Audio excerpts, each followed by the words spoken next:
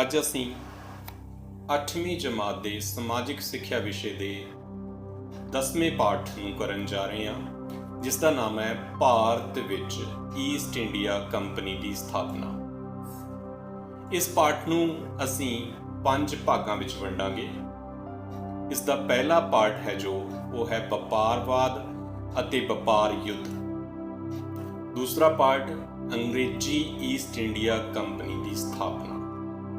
ਤੀਸਰਾ ਪਾਠ ਪਲਾਸੀ ਅਤੇ ਬਕਸਰ ਦੀਆਂ ਲੜਾਈਆਂ। ਚੌਥਾ ਭਾਗ ਐਂਗਲੋ ਫਰਾਂਸੀਸੀ ਯੁੱਧ ਅਤੇ ਪੰਜਵਾਂ ਭਾਗ ਅੰਗਰੇਜ਼ੀ ਸਾਮਰਾਜ ਦੀ ਸਥਾਪਨਾ। ਸੋ ਅਸੀਂ ਇਸ ਪਾਠ ਨੂੰ ਇਹਨਾਂ 5 ਵੱਖ-ਵੱਖ ਹਿੱਸਿਆਂ ਦੇ ਰਾਹੀਂ ਪੜ੍ਹਾਂਗੇ। ਅੱਜ ਦਾ ਜਿਹੜਾ ਆਪਣਾ ਟੌਪਿਕ ਹੈ ਉਹ ਵਪਾਰਵਾਦ ਅਤੇ ਵਪਾਰ ਯੁੱਧ ਦੇ ਨਾਲ ਸੰਬੰਧਿਤ ਹੈ। ਅੱਜ ਅਸੀਂ ਇਹ ਪਹਿਲਾ ਭਾਗ ਹੀ ਕਰਾਂਗੇ। ਇਸ ਦੇ ਲਈ ਅਸੀਂ ਸਿਰਫ ਅੱਜ ਇਸ ਪਾਠ ਦਾ ਪਹਿਲਾ ਪੇਜ ਹੀ ਕਰਨਾ ਹੈ। ਇਹ ਇੱਕ ਪੇਜ ਦੇ ਵਿੱਚ ਬਹੁਤ ਕੁਝ ਇੰਪੋਰਟੈਂਟ ਚੀਜ਼ਾਂ ਨੇ, ਉਹ ਤੁਹਾਨੂੰ ਜਾਣਕਾਰੀ ਹੈ, ਉਹ ਸਾਂਝੀ ਕਰਨੀ ਹੈ ਤੁਹਾਡੇ ਨਾਲ। ਸੋ ਇਸ ਲੈਸਨ ਨੂੰ ਸ਼ੁਰੂ ਕਰੀਏ ਆਪਾਂ।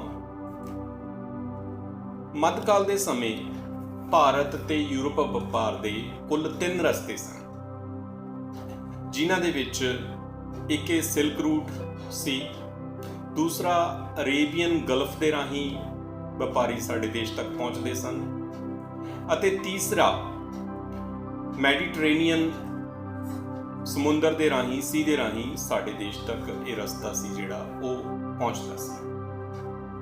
ਪਰੰਤੂ 15ਵੀਂ ਸਦੀ ਦੇ ਦੌਰਾਨ ਪੱਛਮੀ ਏਸ਼ੀਆ ਤੇ ਦੱਖਣ ਪੂਰਬੀ ਯੂਰਪ ਦੇ ਪ੍ਰਦੇਸ਼ਾਂ ਦੇ ਵਿੱਚ ਜਿਹੜਾ ਤੁਰਕਾਂ ਦਾ ਸਾਮਰਾਜ ਸਥਾਪਿਤ ਹੋ ਗਿਆ, ਤਾਂ ਇਹ ਰਸਤਾ ਸੀਗਾ ਸਾਰਾ ਇਹ ਬੰਦ ਹੋ ਗਿਆ। ਸੋ ਯੂਰਪ ਨੂੰ ਭਾਰਤ ਦੇ ਵਿੱਚ ਪਹੁੰਚਣ ਦੇ ਵਾਸਤੇ, ਯੂਰਪੀਅਨ ਲੋਕਾਂ ਨੂੰ ਭਾਰਤ ਦੇ ਵਿੱਚ ਪਹੁੰਚਣ ਵਾਸਤੇ ਨਵੇਂ ਰਸਤੇ ਉਹਨਾਂ ਨੂੰ ਲੱਭਣੇ ਪੈਣੇ ਸਨ।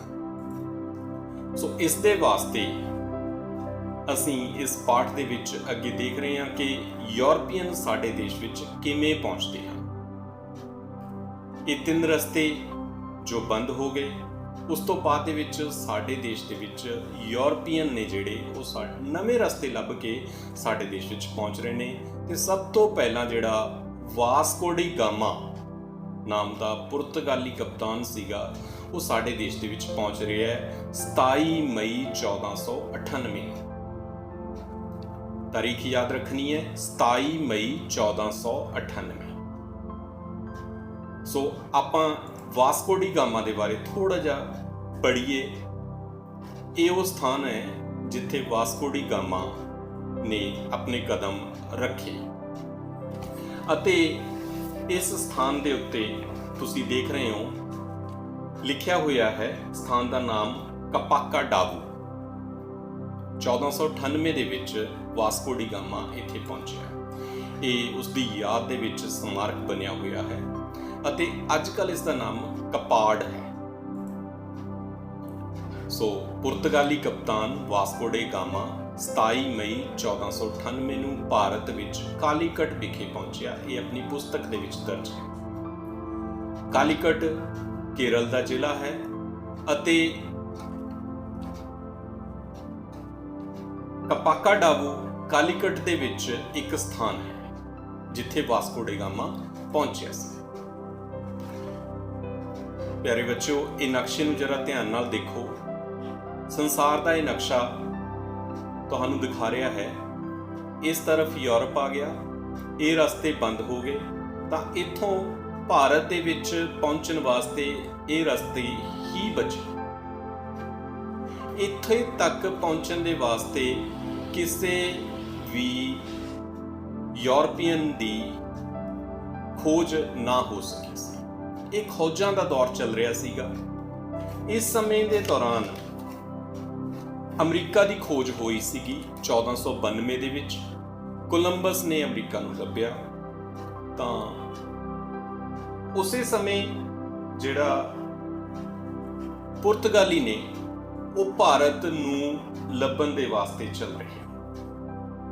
ਪੁਰਤਗਾਲ ਦਾ ਰਾਜਾ ਮੈਨੂਅਲ ਪਹਿਲਾ ਉਸਨੇ ਵਾਸਕੋ ਡੀ ਗਾਮਾ ਨੂੰ ਇਸ ਕੰਮ ਦੇ ਲਈ ਚੁਣਿਆ ਅਤੇ ਉਸਨੂੰ ਜੋ ਵੀ ਜਹਾਜ਼ ਚਾਹੀਦੇ ਨੇ, ਸਾਥੀ ਚਾਹੀਦੇ ਨੇ ਜਾਂ ਜੋ ਵੀ ਸਮਾਨ ਚਾਹੀਦਾ ਹੈ ਉਸ ਦੇ ਵਾਸਤੇ ਪੇਸ਼ਕਸ਼ ਕੀਤੀ ਗਈ ਅਤੇ ਵਾਸਕੋ ਡੀ ਗਾਮਾ ਆਪਣੇ ਸਾਥੀਆਂ ਦੇ ਨਾਲ ਭਾਰਤ ਦੇ ਵੱਲ ਰਵਾਨਾ ਹੋ ਰਿਹਾ ਹੈ। ਇਹ ਅਫਰੀਕਾ ਹੈ ਅਤੇ ਅਫਰੀਕਾ ਦੇ ਉੱਪਰ ਦੀ ਘੁੰਮ ਕੇ ਵਾਸਕੋ ਡੀ ਗਾਮਾ ਸਾਡੇ ਦੇਸ਼ ਪਹੁੰਚਦਾ ਹੈ। ਲਿਸਬਨ ਨਾਮ ਦੀ ਜਿਹੜੀ ਬੰਦਰਗਾਹ ਹੈ ਉੱਥੋਂ ਉਹ 8 ਜੁਲਾਈ 1497 ਨੂੰ ਆਪਣੀ ਯਾਤਰਾ ਸ਼ੁਰੂ ਕਰਦਾ ਹੈ। ਉਸ ਦੇ ਨਾਲ 170 ਵਿਅਕਤੀ ਹਨ ਅਤੇ ਉਸ ਦੇ ਕੋਲ 4 ਜਹਾਜ਼ ਹਨ। ਆਪਣਾ ਸਫ਼ਰ ਤੈਅ ਕਰਨ ਦੇ ਲਈ ਉਹ ਇੱਥੋਂ ਚੱਲਦਾ ਹੈ 8 ਜੁਲਾਈ 1497 ਨੂੰ। ਅਫਰੀਕਾ ਦਾ ਇਹ ਰਸਤਾ ਹੈ ਜਿਹੜਾ ਇਸ ਤਰਫ ਨੂੰ ਕੋਈ ਨਹੀਂ ਆਇਆ। ਜੇ ਕੋਈ ਜਾਂਦਾ ਸੀ ਤਾਂ ਉਹ ਦੁਬਾਰਾ ਵਾਪਸ ਨਹੀਂ ਗਿਆ। ਸੋ ਇਹ ਰਸਤਾ ਬਹੁਤ ਖਤਰਨਾਕ ਰਸਤਾ ਗਿਣਿਆ ਜਾਂਦਾ ਸੀ। ਵਾਸਕੋ ਡੀ ਗਾਮਾ ਨੇ ਇੱਕ ਹਿੰਮਤ ਜਤਾਈ, ਹੌਸਲਾ ਰੱਖਿਆ ਅਤੇ ਭਾਰਤ ਦੇ ਵੱਲ ਨੂੰ ਉਹ ਵਪਾਰ ਦੇ ਲਈ ਵਧਿਆ। ਸੋ ਇੱਥੋਂ ਚੱਲ ਕੇ 8 ਜੁਲਾਈ 1497 ਨੂੰ ਚੱਲ ਕੇ ਉਹ ਅਫਰੀਕਾ ਨੂੰ ਕ੍ਰਾਸ ਕਰਦਾ ਹੋਇਆ ਕ੍ਰਿਸਮਸ ਦੇ ਦਿਨ ਪੋਰਟ ਨਟਾਲ ਦੇ ਕੋਲੇ ਪਹੁੰਚ ਰਿਹਾ ਹੈ। ਕ੍ਰਿਸਮਸ ਦੇ ਦਿਨ ਪੋਰਟ ਨਟਾਲ, ਇਸ ਦਾ ਨਾਮ ਵੀ ਉਸਨੇ ਕ੍ਰਿਸਮਸ ਦੇ ਤੌਰ ਦੇ ਉੱਤੇ ਹੀ ਰੱਖਿਆ ਹੈ। ਨਟਾਲ ਜੋ ਸ਼ਬਦ ਹੈ ਇਹ ਪੁਰਤਗਾਲੀ ਭਾਸ਼ਾ ਦਾ ਸ਼ਬਦ ਹੈ ਜਿਸ ਦਾ ਅਰਥ ਹੈ ਕ੍ਰਿਸਮਸ। ਸੋ ਇਸ ਤੋਂ ਬਾਅਦ ਦੇ ਵਿੱਚ ਉਹ ਅੱਗੇ ਚੱਲ ਕੇ ਸਾਡੇ ਦੇਸ਼ ਭਾਰਤ ਦੇ ਵਿੱਚ ਪਹੁੰਚ ਰਿਹਾ ਹੈ 27 ਮਈ 1498। ਇੱਥੇ ਤੱਕ ਪਹੁੰਚਣ ਦੇ ਲਈ ਉਸਨੂੰ 10 ਮਹੀਨੇ 15 ਦਿਨ ਦਾ ਸਫ਼ਰ ਸੀਗਾ ਜਿਹੜਾ ਉਹ ਤੈਅ ਕਰਨਾ ਪਿਆ ਅਤੇ 10,000 ਕਿਲੋਮੀਟਰ ਦਾ ਸਫ਼ਰ ਸੀਗਾ ਜਿਹੜਾ ਉਹ ਆਪਣੇ ਜਹਾਜ਼ਾਂ ਦੇ ਰਾਹੀਂ ਤੈਅ ਕਰਕੇ ਆਇਆ। ਵਾਪਸੀ ਦੇ ਸਮੇਂ ਉਸਨੇ ਅਗਸਤ ਦੇ ਆਖੀਰ ਦੇ ਵਿੱਚ ਉਹ ਇੱਥੋਂ ਵਾਪਸੀ ਕਰ ਰਿਹਾ ਹੈਗਾ। 29 ਅਗਸਤ 1498 ਨੂੰ ਉਹ ਵਾਪਸ ਹੋ ਰਿਹਾ ਹੈ ਤਾਂ ਆਪਣੇ ਨਾਲ ਉਹ 3 ਜਹਾਜ਼ ਲੈ ਕੇ ਵਾਪਸ ਹੋ ਰਿਹਾ ਹੈ। ਇੱਥੋਂ 4 ਚੱਲੇ ਸਨ ਪਰੰਤੂ ਇੱਥੋਂ ਉਹ ਵਾਪਸ 3 ਲੈ ਕੇ ਜਾ ਰਿਹਾ ਹੈ।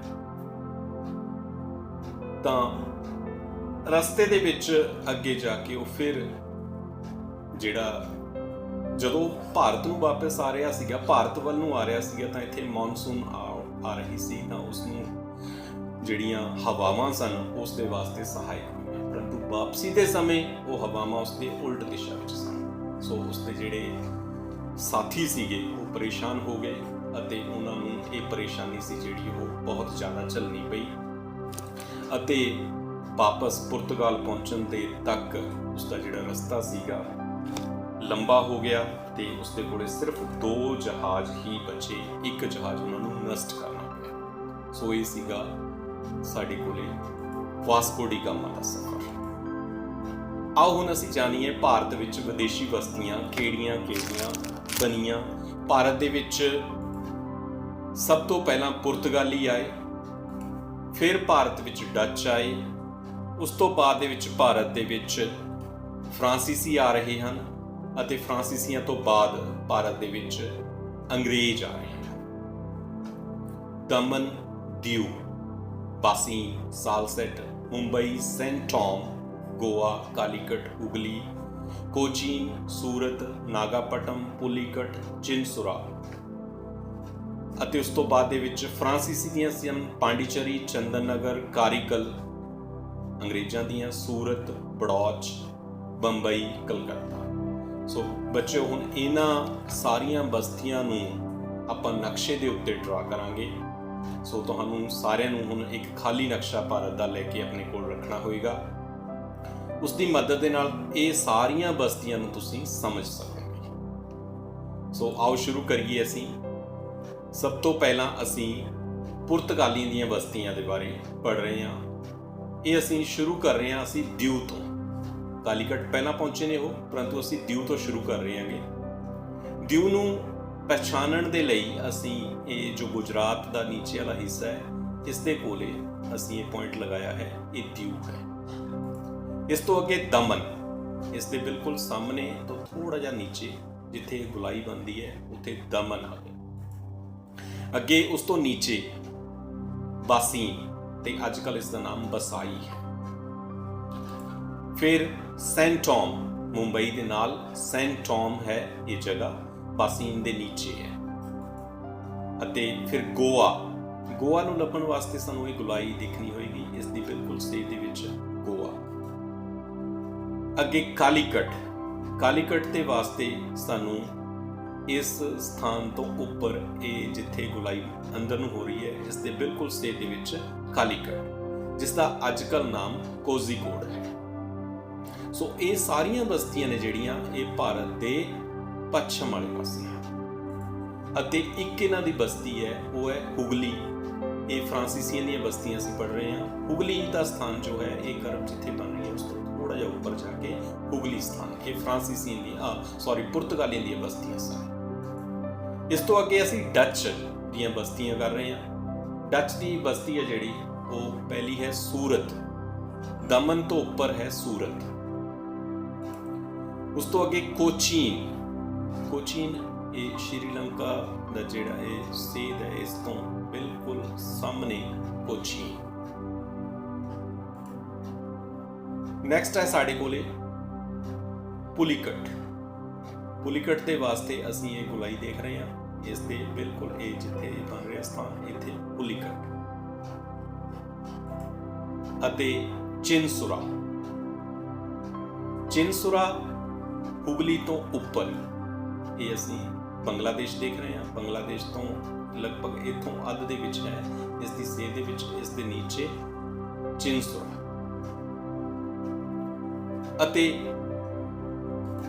ਅੱਗੇ ਅਸੀਂ ਫਰਾਂਸੀਸੀਆਂ ਦੀਆਂ ਕਰ ਰਹੇ ਹਾਂ ਬਸਤੀਆਂ।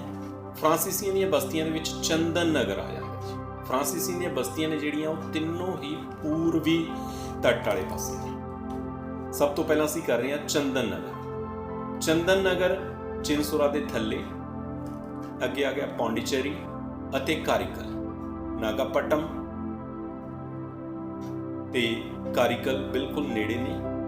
ਅਤੇ ਆ ਜਿੱਥੇ ਗੁਲਾਈ ਪੂਰੀ ਮੁੜ ਰਹੀ ਹੈ ਇੱਥੇ ਪੌਂਡੀਚੇਰੀ। ਸੋ ਇਹ ਸੀਆਂ ਫਰਾਂਸੀਸੀਆਂ ਦੀਆਂ ਬਸਤੀਆਂ। ਇਸ ਤੋਂ ਬਾਅਦ ਦੇ ਵਿੱਚ ਅਸੀਂ ਕਰ ਰਹੇ ਹਾਂ ਅੰਗਰੇਜ਼ਾਂ ਦੀਆਂ। ਇਹਦੇ ਵਾਸਤੇ ਸਿਰਫ ਅਸੀਂ 3 ਬਸਤੀਆਂ ਕਰ ਰਹੇ ਹਾਂ। ਸੂਰਤ ਅਸੀਂ ਪਹਿਲਾਂ ਕਰ ਚੁੱਕੇ ਹਾਂ। ਡੱਚਾਂ ਦੀ ਬਸਤੀ ਵੀ ਸੀ ਇਹ ਸੂਰਤ, ਅਤੇ ਅੰਗਰੇਜ਼ਾਂ ਦੀ ਬਸਤੀ ਵੀ ਸੀ। ਸੈਕੰਡ ਹੈ ਸਾਡੇ ਕੋਲੇ ਮੁੰਬਈ। ਇਹ ਬਾਸੀਨ, ਸੈਂਟ ਟੌਮ, ਇਸ ਦੇ ਨਾਲ ਹੀ ਇਸ ਦੇ ਨੀਚੇ ਬੰਬਈ।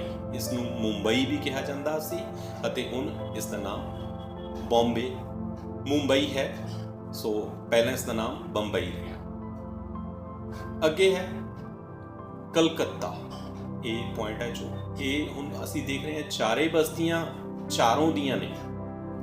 ਹੁਗਲੀ ਸਾਡੇ ਕੋਲੇ ਪੁਰਤਗਾਲੀਆਂ ਦੀ ਬਸਤੀ ਆ ਗਈ, ਡੱਚਾਂ ਦੀ ਚਿਨਸੁਰਾ, ਚੰਦਨ ਨਗਰ ਅਤੇ ਕਲਕੱਤਾ ਅੰਗਰੇਜ਼ਾਂ ਦੀ। ਇਹ ਫਰਾਂਸੀਸੀ, ਅੰਗਰੇਜ਼, ਇਹ ਚਾਰੋਂ ਬਸਤੀਆਂ ਬਿਲਕੁਲ ਨੇੜੇ ਜਿਹੜੀਆਂ।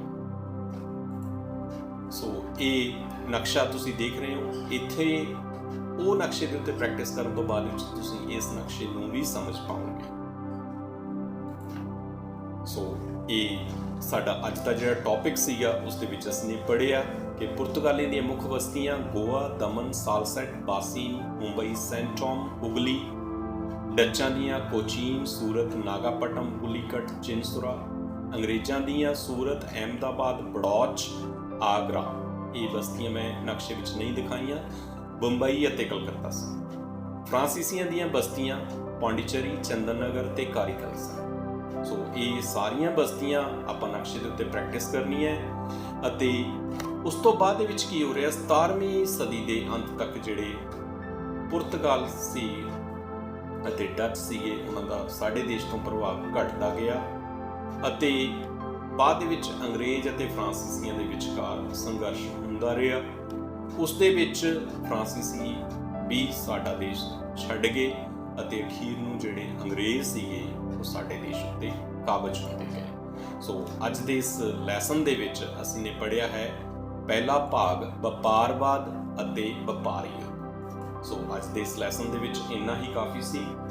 ਨਕਸ਼ੇ ਉੱਪਰ ਇਹ ਸਾਰੇ ਸਥਾਨਾਂ ਨੂੰ ਤੁਸੀਂ ਭਰ ਕੇ ਵੇਖਣਾ ਹੈ ਅਤੇ ਇਹਨਾਂ ਦੀ ਪ੍ਰੈਕਟਿਸ ਕਰਨੀ ਹੈ। ਮੈਨੂੰ ਉਮੀਦ ਹੈ, ਆਸ ਹੈ ਕਿ ਤੁਹਾਨੂੰ ਇਹ ਸਾਰਾ ਅੱਜ ਦਾ ਜੋ ਭਾਗ ਹੈ ਸਾਡੇ 10ਵੇਂ ਪਾਠ ਦਾ ਉਹ ਤੁਹਾਨੂੰ ਸਮਝ ਆ ਗਿਆ ਹੋਵੇਗਾ। ਤੁਹਾਡਾ ਸਾਰਿਆਂ ਦਾ ਬਹੁਤ ਬਹੁਤ ਧੰਨਵਾਦ।